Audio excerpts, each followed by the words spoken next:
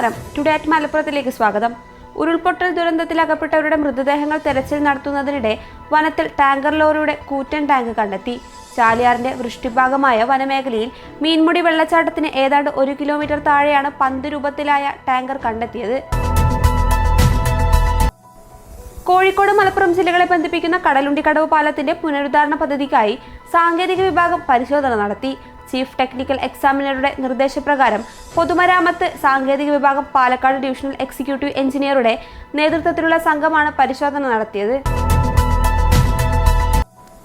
തിരൂർ നഗരസഭാ പരിധിയിൽ സൗരോർജ്ജ വിളക്കുകളും തെരുവ് വിളക്കുകളും പ്രകാശിക്കാതായിട്ട് ആഴ്ചകൾ പിന്നിട്ടിട്ടും ഗൗനിക്കാതെ അധികൃതർ. ഇതോടെ വെള്ളക്കെട്ട് രൂക്ഷമാവാറുള്ള താഴെപ്പാലം MES സ്കൂൾ പരിസരം രാത്രിയായാൽ ഇരുട്ടിലാകുന്ന സ്ഥിതിയിലാണ്. ആഴ്ചകൾക്ക് മുൻപ് കുഴിയടച്ച് ചെമ്മറവട്ടം പാലത്തിലേക്കുള്ള അപ്രോച്ച് റോഡ് വീണ്ടും തകർന്നു. മഴ പെയ്ത് കുഴികളിൽ ചളിവെള്ളം നിറഞ്ഞതോടെ ഇതുവഴിയുള്ള യാത്ര അതീവ ദുഷ്കരമായി. റോഡ് തകർന്നു കിടക്കുന്നതിനാൽ പാലത്തിന് മുകളിൽ പലപ്പോഴും ഗതാഗത തടസ്സമുണ്ടാകാറുണ്ട്. വയനാട് ഉരുൾപൊട്ടലിന്റെ പശ്ചാത്തലത്തിൽ ദുരിതബാധിതരുടെ കണ്ണീരൊപ്പുന്നതിനായി കൊണ്ടോട്ടിയിലെ KNP എക്സ്പോർട്ട് ആൻഡ് ഇമ്പോർട്ട് ചെയർമാനും സംരംഭകനുമായ സൂഫിയാൻ കാരി മുഖ്യമന്ത്രിയുടെ ദുരിതാശ്വാസ നിധിയിലേക്ക് 10 ലക്ഷം രൂപ സംഭാവന നൽകി.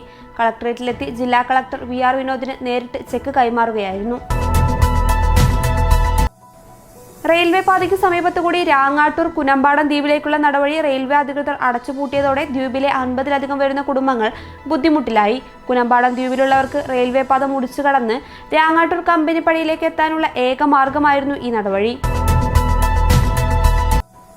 KSEB എടവണ്ണപ്പാറ സെഷൻ പരിധിയിൽ ചെറിയടത്ത് പള്ളിയാളി റോഡരികിൽ സ്ഥാപിച്ച ട്രാൻസ്ഫോമറിന് സുരക്ഷാ വേലി സ്ഥാപിക്കാത്തത് ഭീഷണിയാവുന്നു.